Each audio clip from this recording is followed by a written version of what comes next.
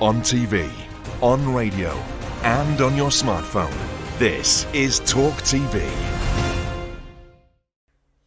I am Rosanna Lockwood here on Uncensored. Tonight, Prince Harry is back on Netflix with a new series which aims to put the spotlight on his military and charitable service. But is it too late for the servicemen who said he'd let them down? And does anybody really need more Harry content? Calls to ban or move Notting Hill Carnival after 8 stabbings, 300 arrests and shocking footage that's been seen around the world. Defenders say racism is amplifying all of it. Do they have a point? Plus, an out of this world exclusive, I'll talk to the Harvard scientist making global headlines today after claiming alien material's been recovered from the bottom of the Pacific Ocean. Live from the News Building in London, this is Piers Morgan, Uncensored, with Rosanna Lockwood. Well, good evening from London. Welcome to Piers Morgan Uncensored with me, Rosanna Lockwood, in the chair for the penultimate night. Piers back next week. Now, recollections may vary. The late Queen famously said that of Harry and Meghan's sit-down interview with Oprah Winfrey. Not for the first time, those words are now being used to suggest that Prince Harry could be mistaking the truth for his truth. And not for the first time, the criticism is about a Netflix documentary. Harry's new 5-part series, Heart of Invictus, premieres today, and it tells the story of 6 competitors in the Invictus Games, the sporting contest he created for wounded servicemen and women. In an interview for the show, he says his own military service brought back the trauma of losing his mother. He takes a little swipe then at the royal family in the process. The biggest struggle for me was the people that no one around me really could help. I didn't have that support structure, that network, or that expert advice to identify what was actually going on with me. Now, critics did point out that Harry has publicly thanked his brother, Prince William, in the past for urging him to get therapy back in 2017. Elsewhere in the show, Harry again criticises the media. This time, he says the press was not interested in stories about British troops wounded in Afghanistan. 3 young British soldiers, all wrapped in plastic and their bodies in pieces. I saw what only people had talked about. That was the real trigger for I'm now seeing the real cost of war. Stepping foot off the plane, I was angry that this has happened to these guys. I was angry that the media weren't covering it. Now, various journalists from a wide range of publications are saying that's not true. They've got clips and cuttings to prove it. The new series is supposed to put the spotlight back on Harry's military and charitable service. So tonight we're asking whether it's all a bit too little too late, and just potentially another act in what some call the seemingly endless Sussex circus. For more on this, joined by the journalist and broadcaster Nina Miskov and the commentator Lynn May and the former commander in Afghanistan, Colonel Richard Kemp. Colonel, as you're sitting there, thank you for making time for us this evening. Want to get your initial reactions to this and the way it will likely be received amongst the military community, especially those that went to Afghanistan. Yeah, I mean, Prince Harry enjoyed enormous popularity in the armed forces, both for his determination to serve in Afghanistan on 2 occasions, and also for the help he gave to wounded soldiers, partly through Invictus Games. Unfortunately, he's blown most of that away now. And a combination of his turning on his own family, the royal family, which means such a lot to the armed forces, and his attempts to exploit his own service for his own publicity purposes. And we only need to think back about what he said about how he killed so many Taliban members a short while ago in his memoir, Spare. For me, the greatest problem with that memoir wasn't boasting about killing Taliban terrorists. Of course, that was his job, and he's quite right to do so.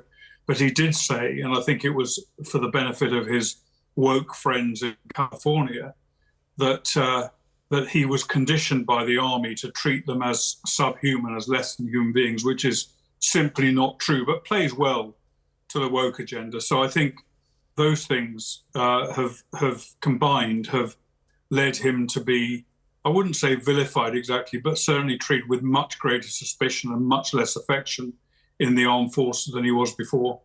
OK, so you really think he's gone down a woke path. Let's come into the studio for some royal analysis. Nina, is this what could get Harry back into the good graces of the British people?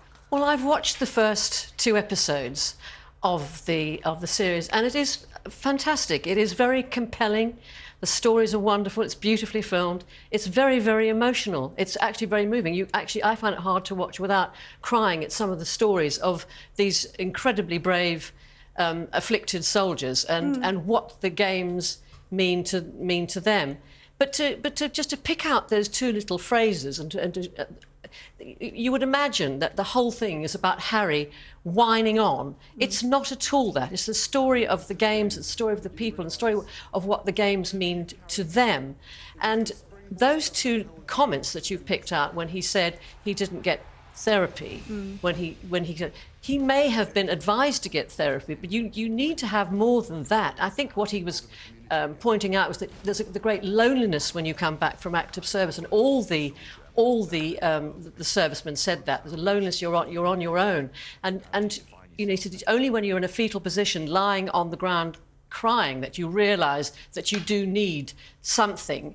And he went for that, and so I just don't see the problem. He's done a brilliant job with the Invictus Games. He continues to do that, and I think this will go a long way to showing, you know, it's very unfair to pick out these tiny things. It's a 5-part series, and these are 2 comments that less than 20 seconds each. Lynn, bringing you in for your reaction. Funny enough, I do echo a lot of what you say. You know, there's so many people that have watched this and they've been empowered. But the only thing I would agree with some of the commentary is that it is being slightly disingenuous, and I think it is almost offensive to the services, because armies, the Navy, they offer counselling after, and it would have been nice for him to say, maybe I didn't take the support, maybe I didn't reach out, but there was that support available to me, because as we know, he did receive therapy when he was 28. He did receive therapy after Diana, his mother's death. So it's a bit frustrating to hear how he's said it. But like you said, I think that we're picking, or the media's picking on these tiny little things where, you know, why don't we hear some of the amazing things where he's donated massive amounts from even his Libel case, he's donated from his memoir, he's going to donate from this, and we don't seem to ever gravitate towards the positives that he's doing. It's always these tiny little incidentals that we hone in on, and I think that's just massively negative. Do you think you can understand then why he creates these Netflix series, these 6-part series? It's his way of kind of countering that narrative. Yeah, and I think, to be honest, I am one of those who was getting a bit sick and tired of Harry seeming to be like a lost puppy behind Meghan, and everything was all about, you know, what they've gone through, which is not always a negative, that's their truth. However, we remember Harry for being this sort of, you know, about the Invictus Games, about his passion for those servicemen and what they went through, and I think this is actually going to win the hearts of many, instead of him and Meghan talking about much to do about nothing. This has real meaning, so I'm glad that he's done this. Let's bring Colonel Richard Kemp back in then. Listening into all of that, very clear here in the studio, people think this is probably a good move in terms of rehabilitating his image, and especially with regards to the Invictus Games, which many consider to be quite a triumph. Yeah, I'm personally, I have to say, I'm not interested in rehabilitating his image. I really don't care what his image is. I think the important thing is the wounded soldiers who take part in the Invictus Games. That is the only thing that's of any significance.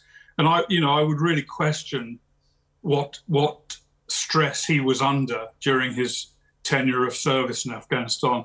Yes, he insisted on going against opposition to fight and to put himself in danger, but what was he doing? He was fighting at very, very remote distance. Not the kind of thing, in my view, that would result in serious stress and PTSD compared to many of the other soldiers who lost limbs, had their lives shattered, and in some cases tragically were killed.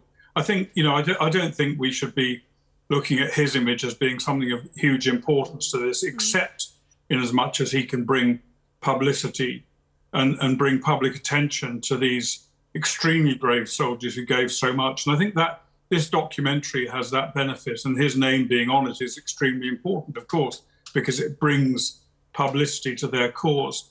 but only if it results in, I would say, financial and medical assistance to them, not for any other reason. I don't personally buy all the need to rehabilitate his image, etc. I think the key issue is how much he can bring to the cause of wounded soldiers who still suffer so much today and still don't, in many cases, receive the support they need. Excellent point, Colonel. Yes, please, Nina. I think that's terribly unfair of Richard to say that he couldn't see what could possibly stress Prince Harry out. It's not for one human being to say to another what can stress them out. Anything can stress them out. And I think he proved that he was brave, and he proved in all sorts of areas that he was willing to. And if you read Spare and if you watch this series, you'll see that he empathises so much with his comrades. He admires them, he respects them, and the fact that he started up Invictus Games to help them and to help them is a huge positive thing. And the interesting thing is when I don't know more about the Invictus Games than anybody else does, and I just think, well, it's people who are afflicted physically, but in fact the second part of the series shows so much of the mental and emotional trauma. Do you not think it's become like the Harry Fest? Disability. I think the hugely disappointing thing for me is this is about 6 individuals who obviously had struggles, a hard time, possibly lost limbs. We should be focusing on them. We shouldn't be looking at Harry. Yes, he's going to bring in publicity, but we're all here talking about Harry when the conversation should not even be about Harry. Because the media picks on Harry. If you just watch the series... But he knows that. And he should have taken himself away a little bit. It should have been about those individuals. He's hardly in it. He presents it, and he pops up occasionally, just reinforcing, or you see him in a part of a meeting. But it is the story of these heroes. It's the story of these individuals. And that's what makes it so compelling and so moving. And the fact of the matter is, he has facilitated this. He has made this happen. Without him, this would not have happened. Without him, there wouldn't be the games. Without him, there wouldn't be this series, which I hope people will watch, because it is fantastically inspirational. It really is. Well, let's put that to Richard then. Could it be possible that we'd have all the publicity around the Invictus Games and everything that he's done with that cause without having Harry feature? Is it necessary to have him there to get people interested in it? Well, I don't think it's necessary, but I think it's pretty important. You know, you need in today's world, you do need a kind of celebrity figurehead, and Harry in many ways is the ideal one. And so I think his role is important in it. But I think, as one of your, I can't remember the names, but as one of your guests rightly pointed out, he should not be, in my opinion, he should not be talking about his own hardship, because his own hardship is almost irrelevant compared to the real sacrifices made by many of the soldiers who are taking part in the games. He should be hosting and presenting them and their hardships. And you know, I have to say I disagree with one of your guests there. It was Nina that put to you that he shouldn't be. You know, the idea that what triggers people. Harry said that the death of his mother, that triggered him when he was in Afghanistan. The sort of, it all came back to him. We can't say what upsets people and what doesn't. Shouldn't just be about a lot of soldiers have lost their mother or their father, etc. It's not. I mean, okay, it's a big issue for the individual, but I don't think that kind of feeds into the narrative of PTSD which he's claiming to have. I think it's. I know that one individual can't read another individual's mind, but I think his priority should be very much on the real sacrifices, the tangible sacrifices made by the other soldiers concerned. Now, with respect, that's exactly what he's doing. That's exactly what he's doing. And making this documentary, that's exactly what he's doing. He's focusing on the stories of these people. We wouldn't have known these stories if the documentary series hadn't been made. We wouldn't know it. He could have been involved without making it about him, though, and that's what I think. It's not about him. If you watch the series, it is not about him. It's only because the media are picking on it. And he is perfectly entitled to describe his own feelings as a means of showing empathy to the people who have suffered in other ways. You know, if he can talk... He can talk about his mental problems and all the stress and trauma that he has perfectly rightly, documented. Then it means that people who are struggling can feel I'm not alone, and people watching it will feel I'm not alone. If even he feels that, or even if this is how he's overcome it, then I can overcome it too. I think that's fantastically inspirational. Well, you may well be right there. I wouldn't totally disagree with that. But when we look at one of the most privileged people on the earth bringing his own story into it, when he, in my opinion, and okay, it's only one of many opinions, he should be focusing not on his travails and hardships, which are nothing really compared to what many of the other people have experienced. He should be focusing on highlighting what they've done. Now, great, if this documentary does actually achieve that objective, and if it brings in money and other forms of support to these individuals, then it's worthwhile, whatever we think of it all. I just want to bring in Lynn as well, because give her a comment, because when I'm listening to this, Lynn, what I hear is potentially the difference between civilian and military. You're thinking about this very much from an act of service. Richard, this is what I'm reading. I may not be reading it right. And Nina, you're thinking it very much from the sort of normal human angle and people getting upset by various things. You're saying stiff upper lip. I mean, Lynn, is that what you're hearing?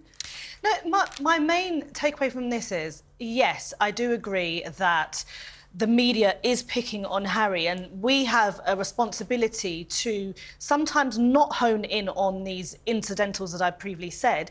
But at the same time, Harry is well aware what the media is going to do. And it's not as if we haven't heard his experiences before. I'm not going to demean them. He has every right to express them.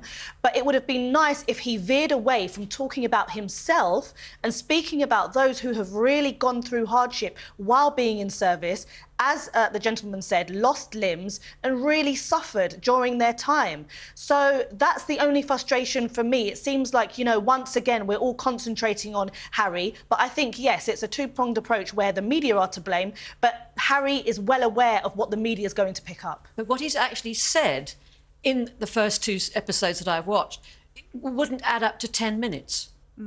Leadership is not about telling other people how tough it is for you. It's not that. That's not what leadership is about. Leadership is about understanding other people's hardships and helping them through those. It's exactly what he's doing. I'm not sure that it does that by explaining how tough it is for you. I mean, I've led soldiers in battle. Not for one moment would I consider talking about the difficulties I have and the problems I have with them. I think it's highlighting their problems, highlighting the help that they need is the really important part of this.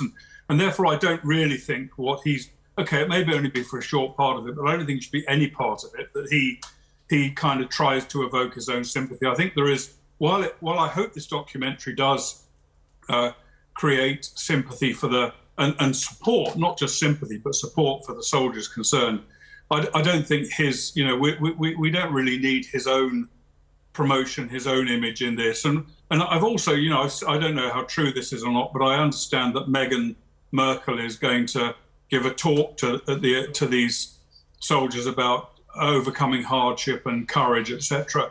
Now, again, I don't know what she's going to say. I don't know why she's saying it, but I don't really think that's appropriate. It comes back down again to their overwhelming need, I think, to rehabilitate themselves after having. Can I just ask Richard? Has he actually their own family? Can I just ask you, Richard? Have you actually watched the documentary?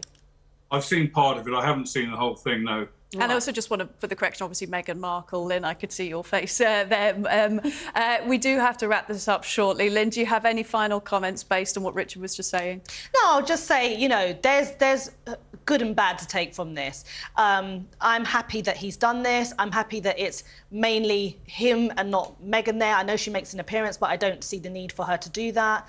But yeah, I do think that we have a responsibility to not pick on these small things when it's a massively inspirational documentary, but at the same time, just a little bit fed up of Harry going on about his own experience constantly. All three of you, thank you very much for an in-depth conversation there about this new documentary.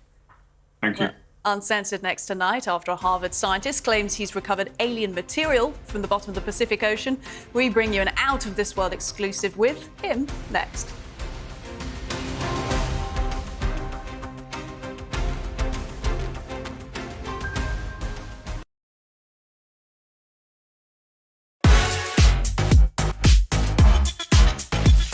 evening, I'm Piers Morgan, Uncensored, in New York City. Yeah. King Piers and King Q. I think it's only room for one king, man. You know what I'm saying? He's mocked your weight, Trump. Yeah, look at him. Fail.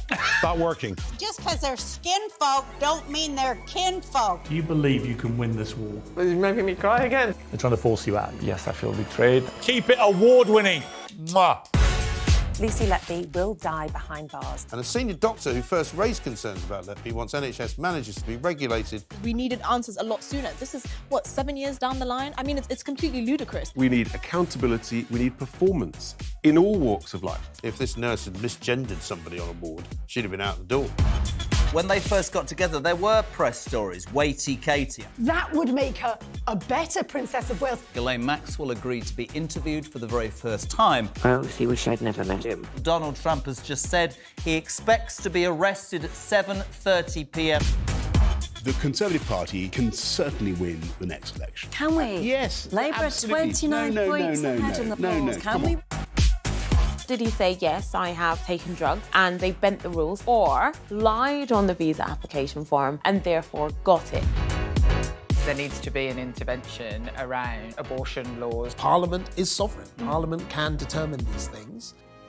The rest of the world has watched on in sort of mounting horror as this story has unravelled. For you, it was incredibly personal. The death toll from the Titanic tragedy has risen to 1,522, and may God rest their souls.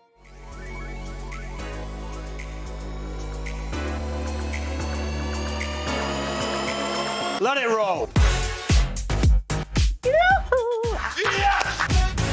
If we stop producing oil, the knock-on effect is far larger than just CO2. I nearly have empathy when I'm speaking to them. I know now you're probably going to boot me off the shorts saying this now. Oh, Meghan Markle, about Meghan Markle. Some of them, they're easily led.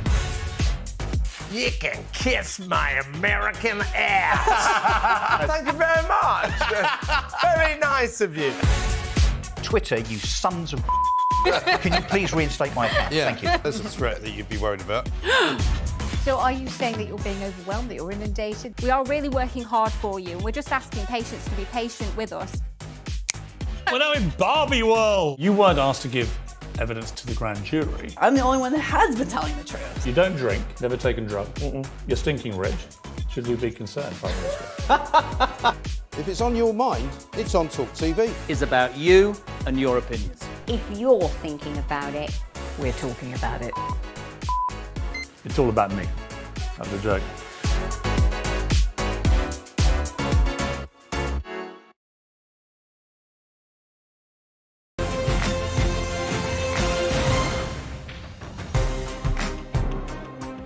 Welcome back to Uncensored. Now, it is a question that has puzzled scientists for centuries.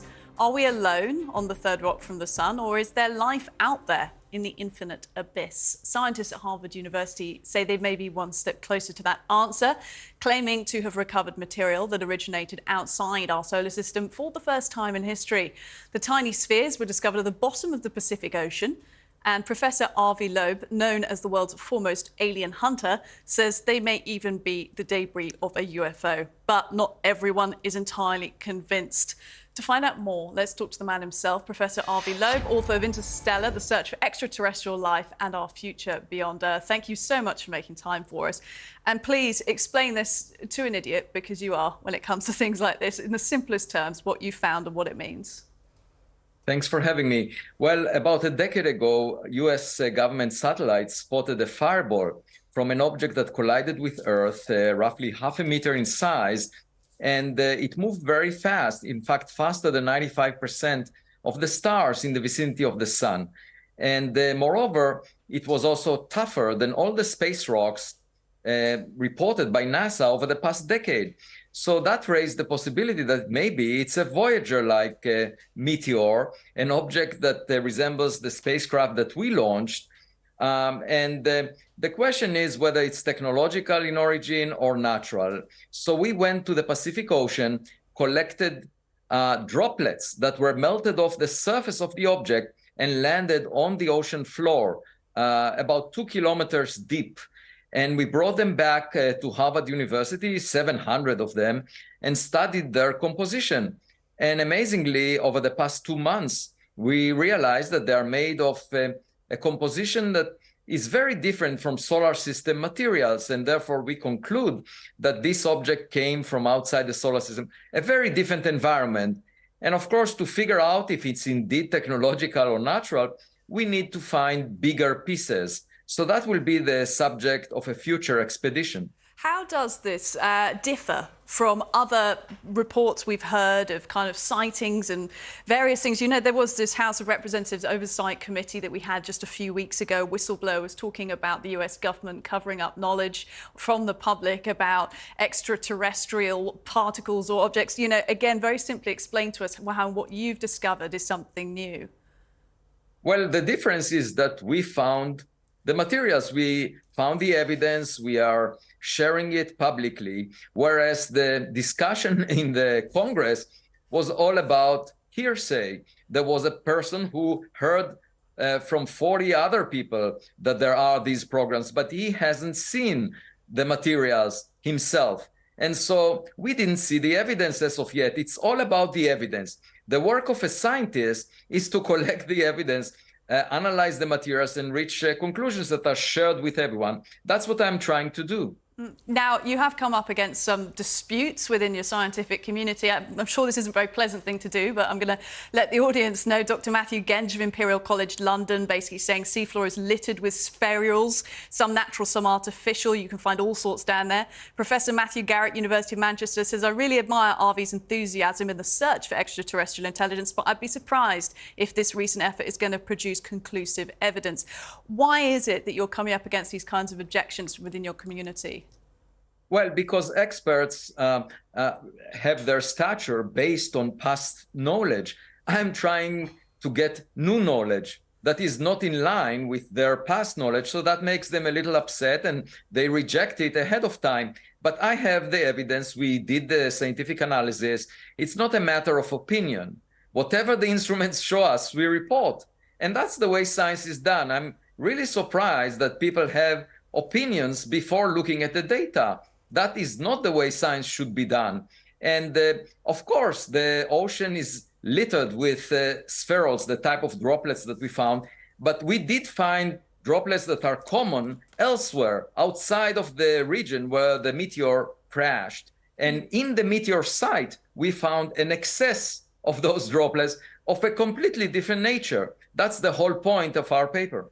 And just finally, within your book, you talk about this theory of governments should invest $2 trillion a year in space exploration, as say opposed to, you know, spending money on weapons and blowing each other up on Earth, which we'd have to sort out first. Do you think that you'll ever see that kind of consensus towards space exploration? Well, John Lennon said that, imagine all the people living in peace. And I do believe that a wake-up call from a neighbor might change our priorities, because first we would realize that we are not the smartest kid on the block. And we can learn from others who were more intelligent because they reached our doorstep before we reached their doorstep. And so I think there is a lot to hope for, that perhaps everyone on Earth would realize we are all in the same boat, the Earth sailing through space, and we should work together rather than fight each other. Well, I've certainly learned something from somebody more intelligent this evening. R.V. Loeb, thanks so much for making time for us. Thanks for having me. Uncensored next. Shocking footage of the Notting Hill Carnival has been spread around the world. Is it time to ban or move it? That's what some are saying. We'll be debating it next.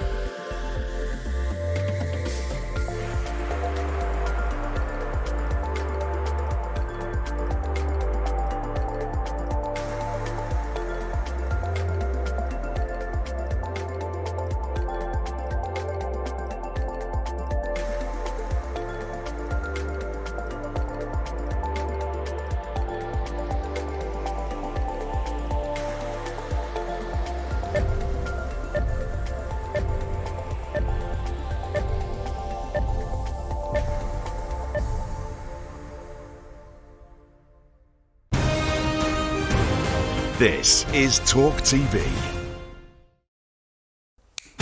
TalkTV's very own Piers Morgan Uncensored is nominated in the brand new TV interview category at this year's National Television Awards. Best TV interview, of course he's up for it. It's probably all those exclusive interviews with the likes of Cristiano Ronaldo, They're trying to force you out. Yes, I feel betrayed. Donald Trump, I believe it was a free and fair election. Then you're a fool. Kanye West. I'm simply going to challenge you. Interview adjourned. Have I forgotten anyone? Wake up, people!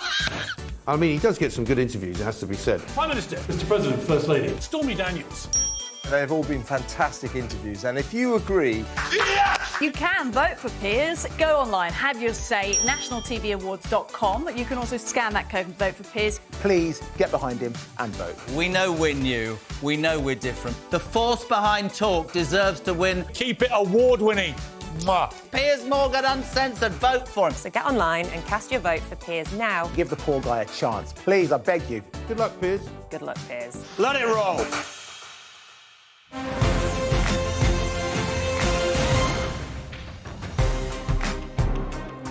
Welcome back to Uncensored. Now, we did speak about it briefly on the show last night, but wanted to revisit it today with a bit more time and some important voices. Notting Hill Carnival. Debates about its management and its future, they happen every August when police reports come out about the number of stabbings and arrests made. This year, around 2 million attendees at Notting Hill Carnival, of which there were 308 arrests. More than 50 police officers were injured, and there were some 8 stabbing incidents, including 2 young men suffering life-threatening injuries. This picture was also on the front page of The Times today. Understandably, there are concerns, but this year conversations are getting more heated. They're being fanned by the flames of social media, noisy influencers, and I'm going to put it bluntly, it's becoming about racism because it's an event with Caribbean roots and holds importance with the black community. Joining me to discuss all of this is founder of the Kingston Carnival, John Azar, TalkTV contributor Esther Kraku, and former Met Police Chief Superintendent Kevin Hurley. Kevin, thank you for making time with us. And I understand you've policed a few of these carnivals. Just give us a sense of what it is like preparing for one of these events. Well, it's an event in 2 halves, really. The first bit of it, particularly the Children's Carnival, is actually really quite a pleasant event. But as the day builds up, and particularly when it moves into night, especially on the Monday night, it is actually quite frightening to be there, particularly if you're a police officer, because it is extremely loud. You actually can't physically talk to a person standing next to you. And the noise from some of the speakers is actually visceral, gets your insides vibrating sometimes. And from a police officer point of view, and I'll just describe it as a constable, sergeant there or inspector who are the ones on the ground, it's very intimidating because you'll get groups of black youths, if we're talking about it, bouncing into you, trying to knock you over, some of the police women being sexually assaulted and so on, and you're very isolated, people committing all kinds of offences in front of you often, and it's really quite scary. So that's kind of like a police officer's perspective. No one in the police service wants to go and work at the carnival because it's such an unpleasant and in the evenings, scary experience. But the problem with it is the first day, the Children's Carnival and so on, which is very good, and even on the beginnings on the Monday is pretty good. But what you get then is gangs of troublemakers going there, doing robberies, exploiting really the absence of any effective policing. Gang fights occur, and of course what we've seen is the stabbings, etc. So what are my thoughts on it? I think we need to consider what it's like for the residents who live in that area, who for the most part have their life blighted for 2 days, but then hey, when they bought their houses there, they knew the carnival came round every year, so that's part of it probably reflected in the price. But I kind of think that despite the best efforts of police and what they do in terms of kind of trying to avoid the crushing, I think from a point of view of just safety and control, a large open public space, rather like the Glastonbury events and so on, would probably be better. But then, of course, you lose some of the ambience of parading around the streets and so on. Yeah. But all I can say, from the Met Police point of view, it's a massive drain on resources. They have to call on the City of London Police and some other forces to bring it in.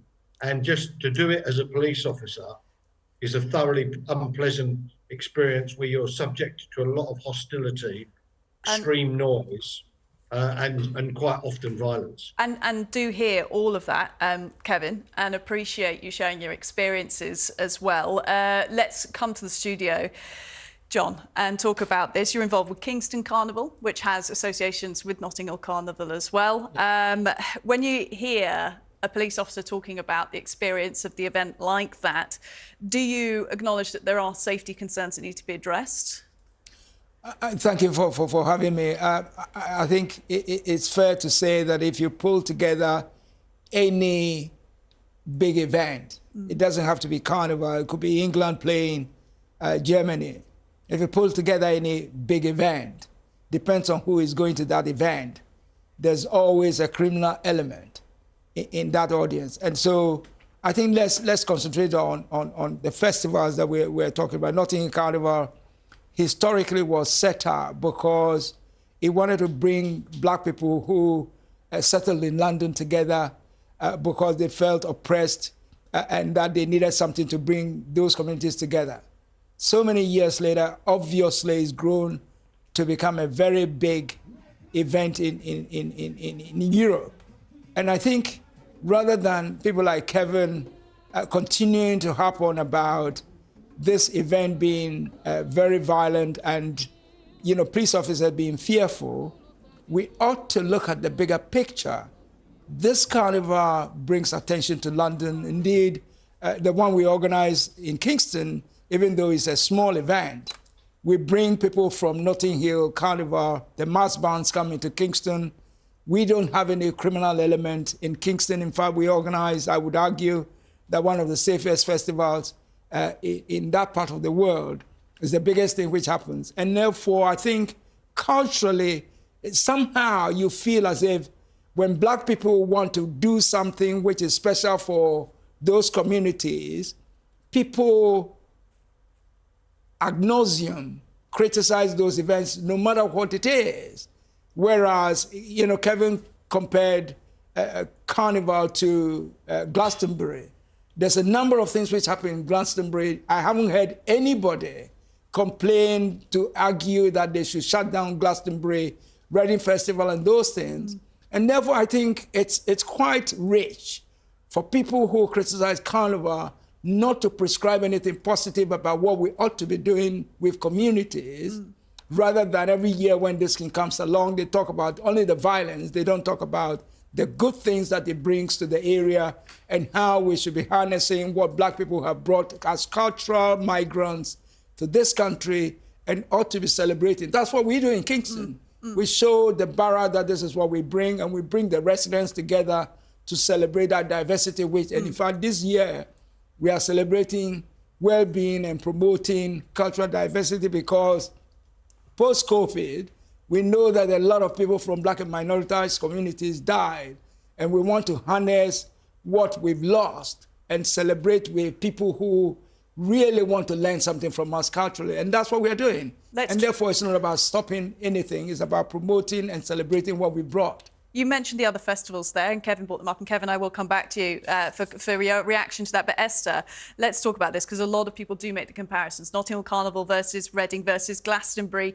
We compared the arrests made at those versus attendance. And obviously, arrests get made for all sorts of reasons, violence or drug-related. It's hard to make apples and oranges comparison. But actually, Notting Hill Carnival, percentage-wise, was fewer arrests this year. Exactly. And I think that's what people need to put into perspective. Look, I understand what the gentleman was saying about the difficulties with policing something like with Notting Hill Carnival, with over 2 million attendees, and there will be incidents of civil unrest. That's a given. That happens with even Glastonbury, which has 200,000, so very tiny proportion of what Notting Hill gets. But the reality is, if you put it in proportion to the actual number of people that go to Notting Hill Carnival, actually 300 arrests is a success. And we don't often, you know, celebrate the Metropolitan Police. There's always sort of negative press around the Metropolitan Police, but I actually think this is one of the things that we should celebrate them the most for, because yes, it is a huge drain on resources, but it's done well. And that's why we have so few arrests. And obviously we can't ignore the violence, but that's almost inevitable. It's just about trying to police better and trying to give the police the resources that they feel they need to do a better and job that they feel more comfortable with, because I think that's the issue here. One thing we noticed when we were discussing this in the production team was that a lot of the criticism this year picks up videos that are non-violent. It's just people celebrating in the crowd, and they're being circulated wide on social media and by people in the US, casting moral judgment on the event itself. Do you think people grinding, people twerking, people twerking? Listen, they went for the cheeks and they got some cheeks. And if you don't like it, don't go. There is no obligation for you to receive some of the cheeks from the cheek gods, as we are seeing right now on our screens. But John, do you think that people are using the discussion about safety, which is a discussion that needs to be had about the carnival, but they're using that to basically cast judgment? Well, I think you can't ignore the subliminal racism which is taking place in here. You know, we need to call this out. I mean, I think without mentioning, you know, names, you know, Susan Hall, who is the prospective mayor candidate for London, it says some really, really dreadful things about black people and crime. She says some really terrible things about Notting Hill Carnival. And I think we need to ensure that when people talk about Notting Hill Carnival, as Esther is saying, we promote the positives which are taking place rather than just concentrating. I don't hear a lot of people any year, and I've been going to Notting Hill Carnival for years and working with some of the mass bands for years. I don't hear anybody coming out one year and saying, well, actually, this was a really successful cultural event and that we ought to continue to celebrate it. Most of the people that criticise Notting Hill Carnival, I must point out, don't go, or they haven't been. They've rarely been. And every year I notice there are stories like this. And look, I'm not saying it's not important to highlight the difficulty that the police has with controlling the public and tackling antisocial behaviour. Of course we should talk about it, but we should talk about how to improve that, how to make their jobs easier, not to just paint it as a cesspit of violence, because actually statistically it's a pretty safe event. That's why 2 million people go. That's why it's the largest street festival in Europe. So I think it's important to just have some perspective there. Let's cross back to Kevin. And when I do, Kevin, I'm getting Susan Hall, as John brought up her remarks about people in the black community saying there's a problem with crime and that. She's since softened her stance, mayoral candidate, of course, saying it's very upsetting. I'm afraid we have this every single year. I would say move the carnival. It's where it can be policed much better, which is the same suggestion that you have. You've been listening to Esther and John in the studio. Do you have any final remarks you'd like to make about the way they perceive the event versus you as a policeman? Well, I think first point I'd make is that John, as I was quite right, that having policed football grounds and dealt with hooliganism, that is extremely frightening. I think the point I make about Carnival, again, it's an event of two parts. It's great, it's fine. I would have no difficulty going myself on the first day as who I am now, you know, an old boy. But I would not be hanging around on the Monday evening as darkness falls, because there is a palpable change in atmosphere. And the point I make is it's not really whether or not it should move there or it should go to Hyde Park or wherever, is that to do it as a police officer is very frightening because of the fact you face such hostility when you're moving around the crowd at that event. And it's a result of as we talk about, I would call the Batari box of the policing experience in London in dealing with young black people and young black people being engaged with police. It's almost like a vicious circle, how both groups tend to react to each other, young police officers and young black people, and it kind of feeds itself in very negative terms. How you break that, if you like, psychological situation, I don't know, but it's one of the reasons why the carnival is very unpleasant to police as a police officer. And Kevin, John's right, you know, Kevin, it's a cultural event. Yep, it is a cultural event. We have just run out of time, but interesting points there. Thank all three of you for that. Uncensored next tonight, England captain Harry Kane embracing German culture by wearing lederhosen. But isn't that cultural appropriation? We'll be talking about it next.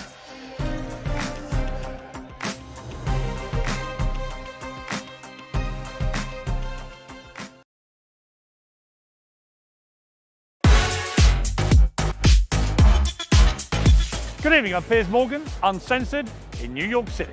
Yeah. King Piers and King Q. I think it's only room for one king, man. You know what I'm saying? He's mocked your weight, Trump. Yeah, look at him. Fail.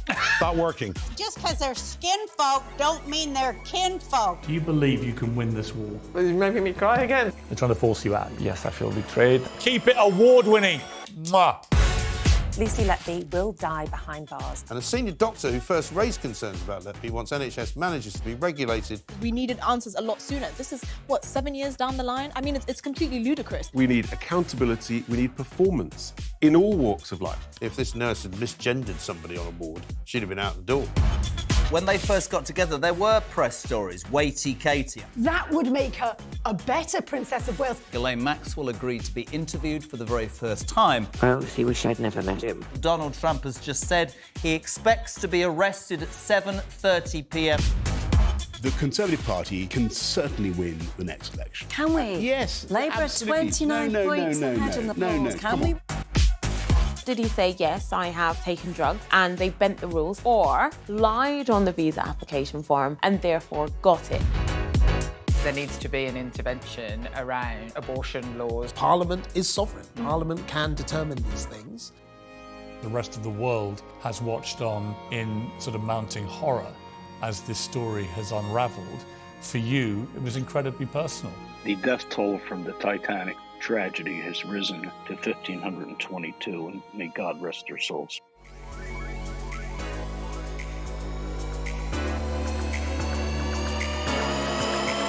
Let it roll. If we stop producing oil, the knock-on effect is far larger than just CO2. I nearly have empathy when I'm speaking to them. I know now you're probably going to boot me off the show after saying this now. Oh, Meghan Markle, about Meghan Markle. Some of them, they're easily led. You can kiss my American ass. Thank you very much. Very nice of you. Twitter, you sons of Can you please reinstate my account? Yeah, Thank you. There's a threat that you'd be worried about. So are you saying that you're being overwhelmed, that you're inundated? We are really working hard for you. We're just asking patients to be patient with us. We're now in Barbie world. You weren't asked to give evidence to the grand jury. I'm the only one that has been telling the truth. You don't drink, never taken drugs. You're stinking rich. Should you be concerned, Prime Minister? If it's on your mind, it's on TalkTV. Is about you and your opinions. If you're thinking about it, We're talking about it. It's all about me. That was a joke.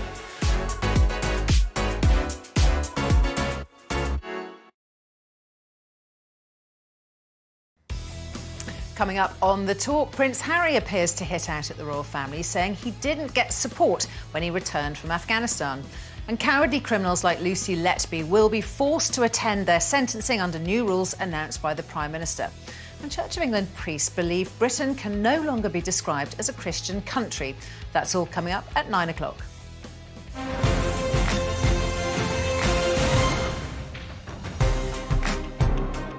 Welcome back to Uncensored. Joined now by our Wednesday evening pack, socialist author Grace Blakely and TalkTV contributor Esther Krakow remains with us in the studio. Thanks both so much. And let's pick up that story that The Talk just said they're going to cover tonight, give our own slants on it before they do. But this idea of criminals being forced to face their victims in court, this is obviously sparked by the Lucy Letby case. Sunak has taken it on as a cause, basically. Let's listen actually to a clip from him. People who've committed awful crimes somehow are able to take the coward's way out and not appear in court for their sentencing and to hear the impact that their crimes have had on the victims' families. I don't think that's right. There shouldn't be an easy way out, and that's why we're going to change the law so that courts can compel these offenders to be present for their sentencing and to hear the impact that their actions have had. Now, I don't think there's going to be many people at home that disagree with that. I suppose it does intersect with a human rights piece at some point. I'm certainly not knowledgeable enough about the law to say that as such. But Grace, I mean, I think he's grasping at straws a bit, isn't he? He's like launched on this case in particular, which obviously everyone is reacting to rightly, as saying this is utterly horrific, and trying to say we will use this as a launch pad to kind of be much more tough on crime, have harsher sentences for these types of crimes, compel people to appear in court. And, you know, that might all be all very well and good, but ultimately This government has been in power for a while. The Conservative Party has been in power for a very, very long time. He's had plenty of time to do this. The only reason he's suddenly grasping at all of this stuff now is to appear tough on crime in the run-up to an election. Actually, you know, if he really wanted to do something about the parlous state of our criminal justice system, he would invest something in it. We've had, you know, legal age lawyers were on strike last year because the backlog of cases in the criminal justice system is just appalling because there's not enough money going into it. Yeah. So it just seems like, and you know, grasping at straws. striking as well. Exactly. To be cynical about it, Esther, it is a convenient political move. Well, for the thing is, somebody to make. he's ordered guidance into how to make it happen. So he's talking about changing the law. Actually, he's ordered guidance to see whether it would be possible to to enforce reasonable force, I guess, to actually force these criminals to go into court to face their sentencing. But again, there will be human rights, implications there. Can you physically drag them by their hair? You know, is that even possible? And also, for the people that commit these heinous crimes, they will likely be sentenced to a whole life order. So you can't actually, sentence them to give them a worse or a more severe sentence because that's the maximum penalty you can get in the UK. And it's not like... So what's left to lose? And it's not like someone like that is presumably a psychopath. Like, they're not going to admit, fault or feel any guilt, even if they are confronted by their parents. What if she misbehaves in the court? What if she flips the families of the bird, right? What if she starts shouting? What if she continues to defame the memory of the victims? I mean, there are real implications to doing this because you don't actually know how the person that you've just dragged into court is going to behave, and whether it's in an undignified manner that's actually going to prolong the victim's family's torment. So I actually don't think this is a very... I mean, look, the incentive in our political system to constantly jump on these trends and to jump on what we think the public will appreciate us for is actually, I think it doesn't help or ameliorate the public discourse on things that really matter. Well, your point about sentencing, I've heard people say today, people just get dragged into court to hear they've got a 12-month suspended sentence. Look, let's move on and talk about lederhosen, shall we? It's what we promised people. Lighten the mood, the real news of the day. Do want to do this. Esther wants to give you all a trigger warning because this is Harry Kane in lederhosen. Have we got pictures of?